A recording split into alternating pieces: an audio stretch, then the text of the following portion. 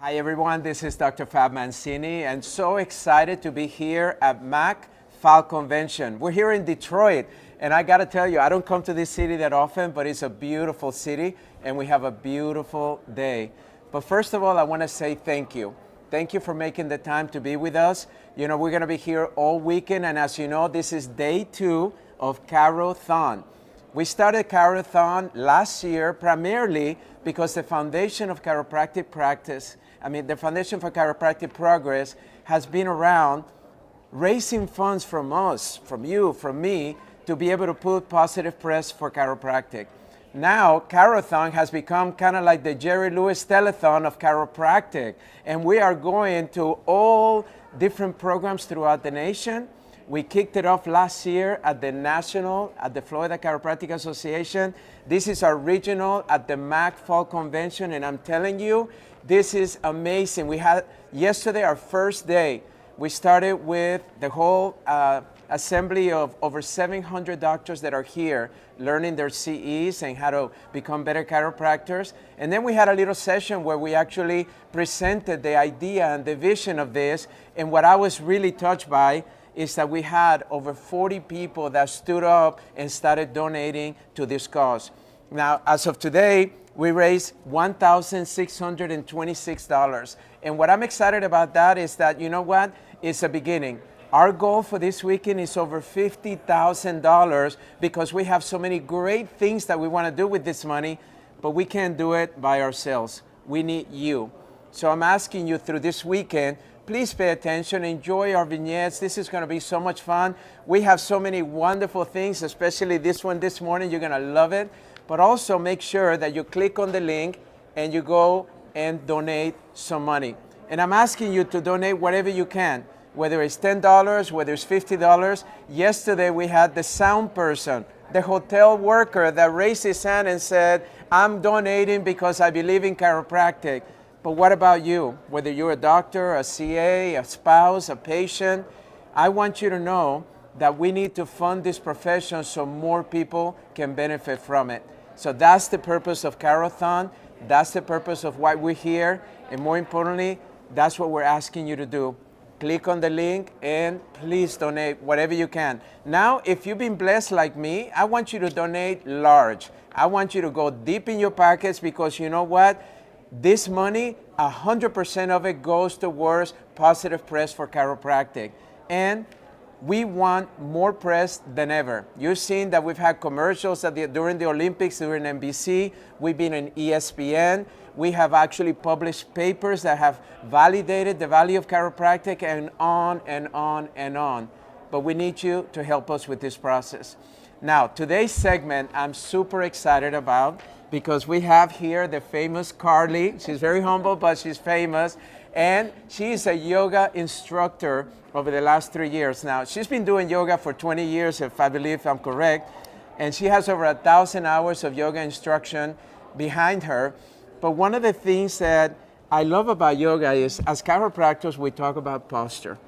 And it's interesting because when yoga came around, people resonated with so much that it became kind of like a trend and yoga was everywhere. But how was your beginning? How were you introduced to yoga and why did you choose yoga as a way to help people with their posture and their health? Well, it's a great story because I ended up having a back injury when I was 20, so very young. Nothing caused the injury. I just woke up one day and couldn't walk. Went to my chiropractor because that's what I would do when I'd have a back injury. And she was amazing. She put me through all these different therapies, but at the very end, she's like, have you considered yoga? I'm like, no. Like, yoga is for people that are super flexible and can do it. She's like, no. Yoga is one modality of keeping your back healthy. So that was how I got into yoga. So she kind of was the reason I started doing yoga to begin with. You know, what I love is that as chiropractors, when yoga came around, we started promoting it heavily because, as you know, the many health benefits of it, the stretching component of it, the calming component of it to lower the stress levels, but also the posture. Yes. I mean, it's a great way to work on your core and all of that. And you've been a big chiropractic fan. I know that you recommend chiropractic to all of your yoga attendees. But tell me a little bit about how do you see the relationship between yoga and chiropractic? Well, I think what's great about yoga and chiropractic is that, as you noted, the posture being an important thing, but yoga creates a mind-body connection. So we get to learn a little bit more about our body. It's not just going and getting a procedure done or going and reaching for something because you're in pain. It's knowing how your body works, how it moves, and how to have that connection. Now let's talk a little bit about pain management. Yes. Many of our patients come in saying, you know, I'm in pain. And then when we recommend yoga, how do you see the benefits of yoga when it comes to reducing our pain? Well, that's one of the most important things about yoga, actually. So I think when you have the ability to be on a mat and in a safe space where you can move your body, when your brain thinks, okay, when I touch my toes or I reach my leg, there's going to be pain, it's going to expect pain. But if you're able to practice safe and gentle, you're able to retrain the brain, creating these new neuro tags so that you're like, oh, this doesn't hurt actually, and you're creating more of that connection with yourself. Now, you've been training people with different types of yoga. Yes. As a beginner, for instance, if somebody's out there and never tried it, Yeah. do you have some recommendations as to maybe what type of yoga may be good for beginning stages? And then if you're an advanced one, what would you want to maybe consider in order to get you out there a little bit out of your comfort zone and explore different things? Yeah. Well, the great thing about yoga is that it's a practice. So the work is never ending. You're going to age, your life is going to have different experiences, so your yoga is always going to change. So for a beginner, I'd say a hatha class or a slow flow, and always make sure you tell the teacher, I'm new to yoga, or I have this injury, or my chiropractor sent me here, so that they know what they're working with and they can help you. And the last thing is let go of the expectations. Yoga isn't about being the most flexible. It's really connecting with yourself and understanding your body. Yeah, what do you think is one of the biggest misconceptions people have about yoga? Because as you know, some people when you say yoga, they light up, and other people it's like, I don't know about that. What do you think? What do you find that people tell you? I even had the misconception. I thought in order to do yoga, you had to be extremely flexible. If you couldn't touch your toes, then out. Like you're not able to practice it. They've made yoga so accessible. I mean, thankfully with social media, we're able to watch people do chair yoga, especially people that have MS. There's different types of classes to take. So yoga is for everybody.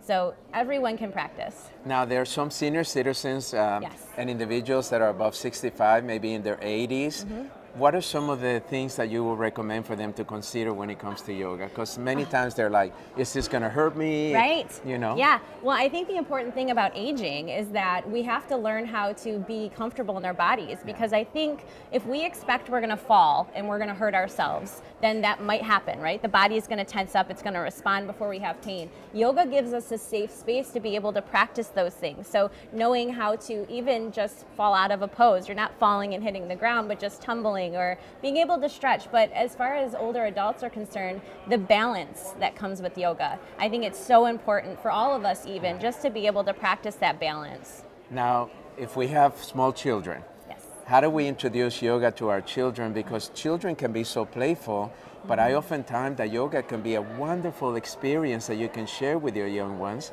and be able to have fun with them and then be able to teach them some of these wonderful things of how to do this from an early stage. So what are some of the tips that you will give us for that? Well, I think children obviously learn from their parents. So anytime mom or dad can be on the floor doing yoga and showing different poses, but yoga also brings us like into the present moment, right? So with children that are scattered all over the place or running from here and there, and plus we're just such a busy culture anyways, we're constantly going, it teaches them to slow down and to be more mindful about things. So I think even just a 5-minute practice with a child where you're sitting, gentle movements, how does our body feel, breathing, those types of things, and anybody can do that.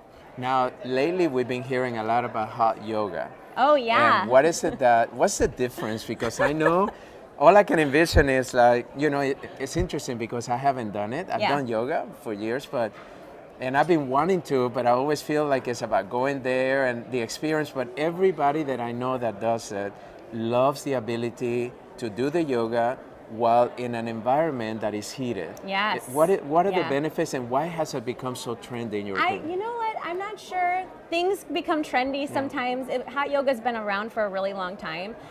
We're talking about like close to 100 degrees in the room. So you're practicing and you're sweating the whole time. So anytime you can get a good sweat in, that's good for our bodies, right?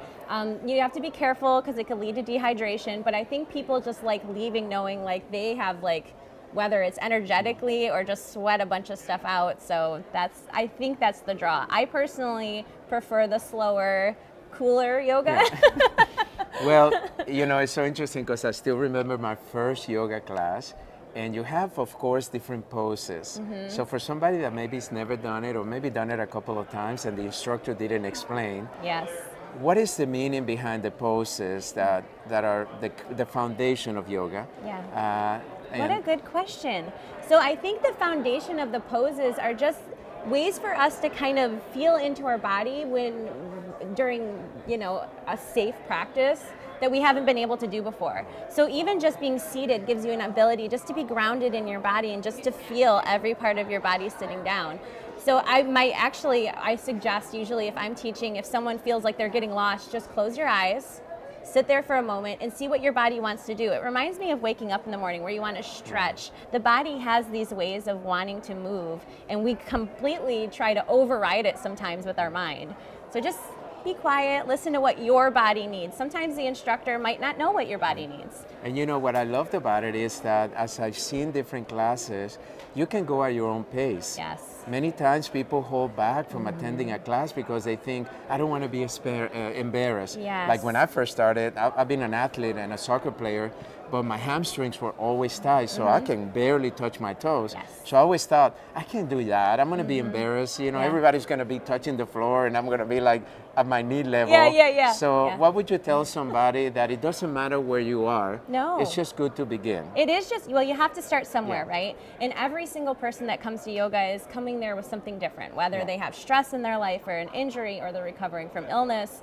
But what I would say is that no one's really watching you. So whatever Everybody's you're doing, in their own everyone's in their own little space. world. Sometimes people close their eyes, but I always encourage everyone to move at your own pace. And the funny thing I say, which I'm still waiting for someone to do it, is if you want to take child's pose the entire class, you can do that.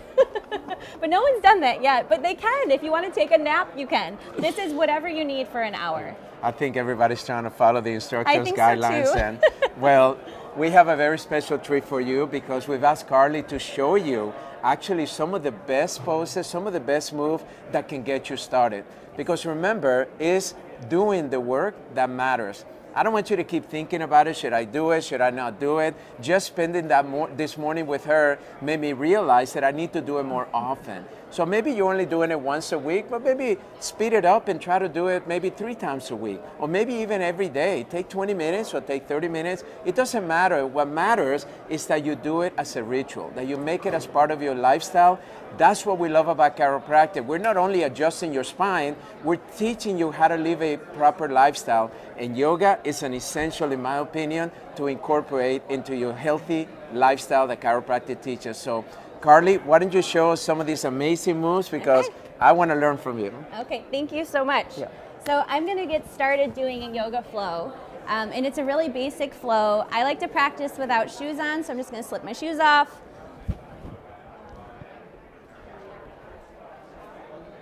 So we're going to start seated. And it can be a comfortable seat, whether your feet or your legs are crossed or they're out in front, depending on how tight your hips might feel. You just want to make sure that your sits bones are rooted down, so making a little bit of space. And we just start with our hands in our lap, the crown of our head being pulled up toward the ceiling. I want you to try your best to relax your shoulders down. So you're sitting up nice and tall. And we'll start to deepen our breath. This is a very important part of our yoga practice. So we want to make sure when we breathe in through our nose, we're filling up our lungs, we're breathing up through our collarbone.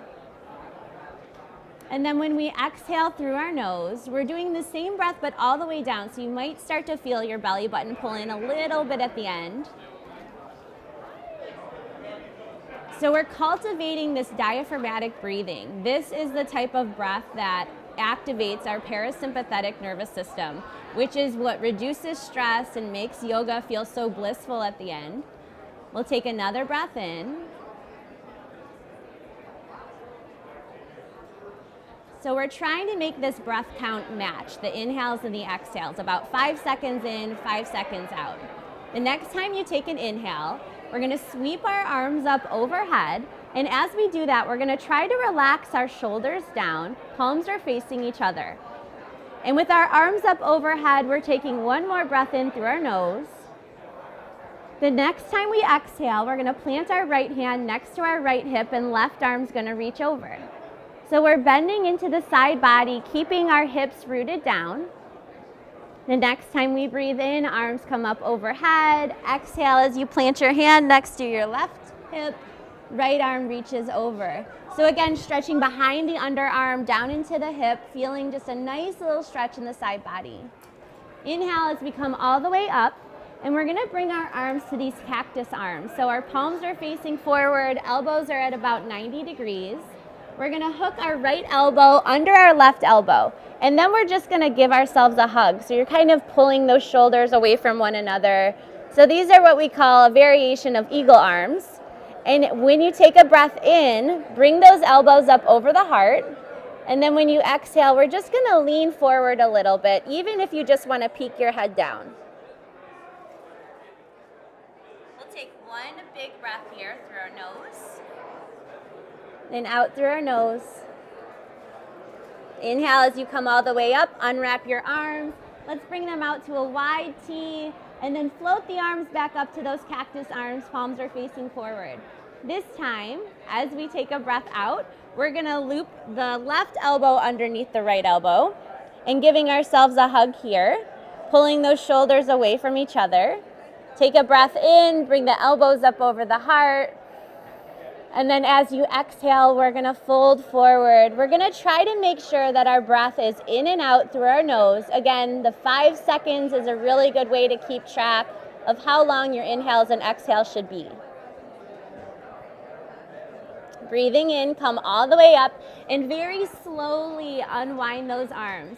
So you're gonna feel like you're pinching a penny in between your shoulder blades, pulling those shoulder blades back and your chest is open. We'll bring our hands back down to our knees. Now we're gonna work into our neck a little bit, so we're gonna be very gentle because we don't wanna create any more strain or stress. We're gonna drop our right ear toward our right shoulder. So don't pull anything, just let it rest there. You're gonna feel that stretch along the back of the left ear all the way into the shoulder. So once you get into the posture, you're gonna come back to your breath, breathing in through your nose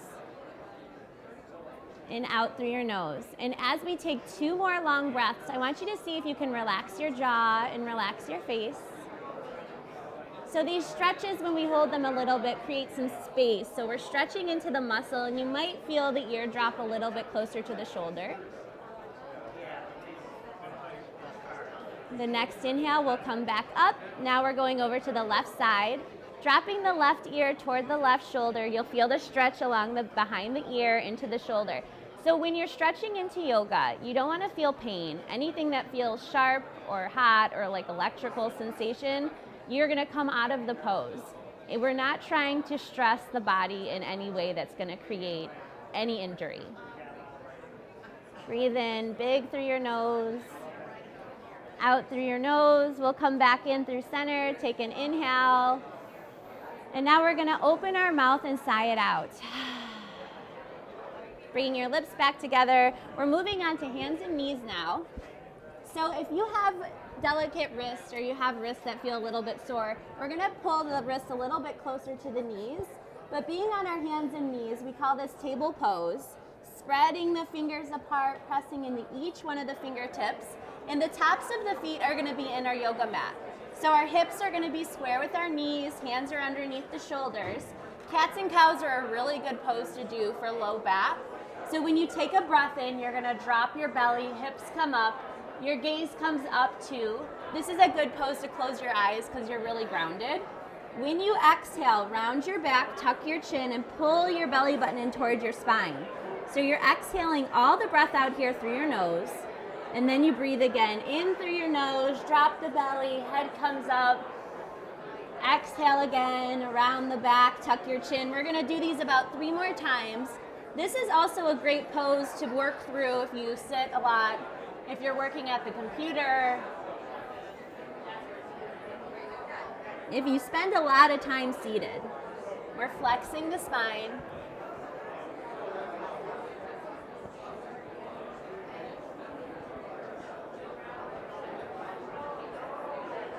We'll come back to a table pose. We're gonna walk our hands a little bit further in front, tucking our toes, sending our hips up into the air. This is down dog. So with a down dog, depending on how tight your hamstrings are, you can keep a deep bend in the knee as you press your chest towards your thighs. You can begin to pedal out the legs, but whatever you're doing, however you're taking your down dog, you should be still breathing in through your nose and out through your nose.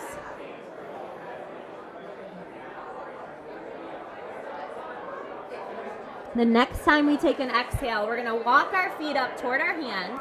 And don't worry too much about how it looks. You just want to get your feet about underneath your hips here so that our hips are rooted down into the ground. We breathe in and slide our hands up our shins so that we can peek forward. Our back is nice and flat. And then when we exhale, deeply bending the knees. So if you have tight hamstrings, this is going to feel pretty intense here. I just want you to feel comfortable enough to bring the hips up a little bit higher, so that might mean a deeper bend in the knees. The crown of our heads pointing down toward the mat. The next time we breathe in, we're gonna keep our knees bent, engage our core as we come all the way up to standing very slowly. Circling the arms up overhead. Exhale as you pull your hands down to your heart. Let them soften down to the side. We'll breathe in again, arms sweep up. And then we exhale back into that forward fold, bending our knees, keeping our hands down. Breathing in, peek up, press into your shins or your thighs. And as we exhale, we're gonna come all the way down, plant your hands, step your feet back so that you're back in your down dog, pedaling that dog out. So we're stretching into a lot of the major muscle groups just to start. We'll come up onto our tippy toes, back onto our hands and knees. Now, what I would like to show you is how we can gently come down onto our stomach. Sometimes taking a plank pose can be too intense for our bodies to start. So if we're just in a kneeling push-up, as you take a breath out, you're gonna very slowly come all the way down to your mat, squeeze the elbows into the side. Now this cobra pose is another pose that's really good for low back. So pressing your hands probably just right out front, the shoulders. We're gonna peel the chest up off the mat. Our legs are out straight behind us, pressing into the tops of our feet, taking a peek up. Now, if you have low back pain, you can always come all the way down. Move the hands a little bit further outside the up front of the shoulders, pressing down and just peeling the stomach up off the mat and taking that a couple times. We'll press our hands back under the shoulders, come all the way back, and now we're gonna take a child's pose. So our big toes touch, knees come far apart. Now it depends on how your body feels. You could also bring your knees closer to your body, but we're bringing our chest toward the ground, bringing the hands down onto the mat. Option to stack your hands on top of each other and let your forehead rest. We're just gonna stay here for one round of breath. And we'll come all the way back up. So we're done with our standing poses. We're gonna roll onto our back very slowly, however you wanna get there. Pulling our knees into our chest, and feel free to rock a little bit from side to side. We'll plant our feet on the mat, so our knees are pointed up toward the ceiling. With our hands next to our side, windshield wipering our legs from side to side. So we're moving into the hips a little bit here. We want to make sure that we're still breathing and syncing our breath and movement. So inhale through your nose. Exhale as you dip your knees to the side. We're going to keep our feet planted here, taking our left ankle and resting it on our right thigh. Use your left hand to press that left knee away from the body. This is a reclined pigeon pose. So supporting our body here as we're doing a hip opener, this makes it more gentle than traditional pigeon poses. And this is a really great way to get in a stretch for tight hips. Keeping your breath relaxed here.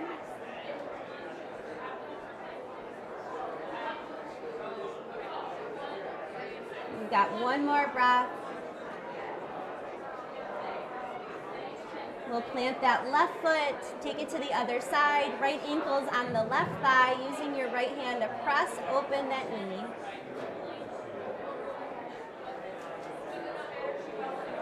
Return to your long breath in and out through your nose.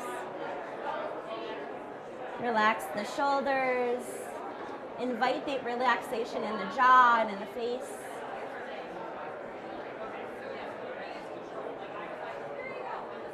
We'll drop that right foot. Windshield wipering from side to side again. So keeping the feet planted, I want you to press your heels down so you can shift your hips over to the right, probably a couple inches.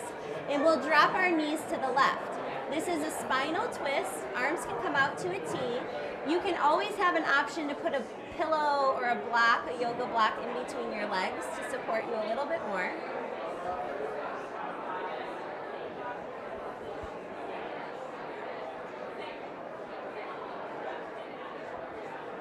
Keeping your breath nice and long. Letting the knees relax. And maybe as you exhale, you're trying to relax into your thighs. Relaxing your fingers.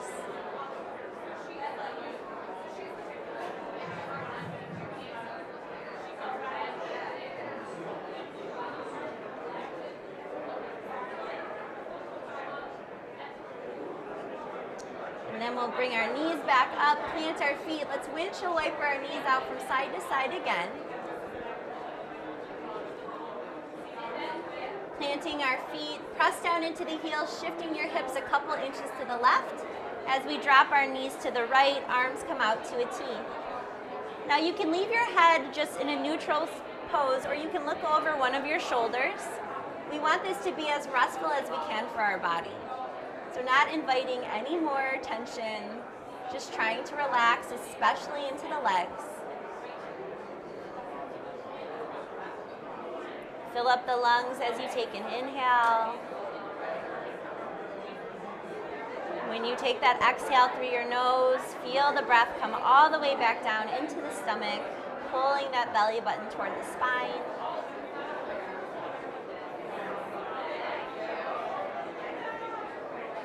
Keeping your jaw relaxed.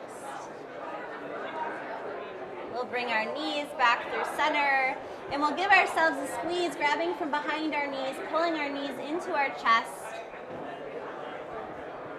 And this is my favorite pose that we do, that we end class with. This is called Shavasana. So with this pose, we want to be in the most restful state that we can. Sometimes laying down on the floor isn't the most restful. If you'd rather be seated and do it that way, that's fine too. I'm going to demonstrate it how we end the class though. Legs are out straight, arms are out to the side, your feet are relaxed. Press into the back of your head so you can draw your shoulders down. Let's take a big cleansing breath. So we're breathing in at least 5 seconds. Breathe in.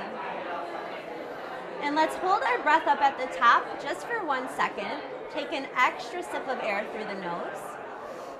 And then open your mouth and sigh it out. This is our rest. I'm also going to demonstrate it seated. Just finding a comfortable spot. Eyes closed. And we're just going to stay here together for just a few moments.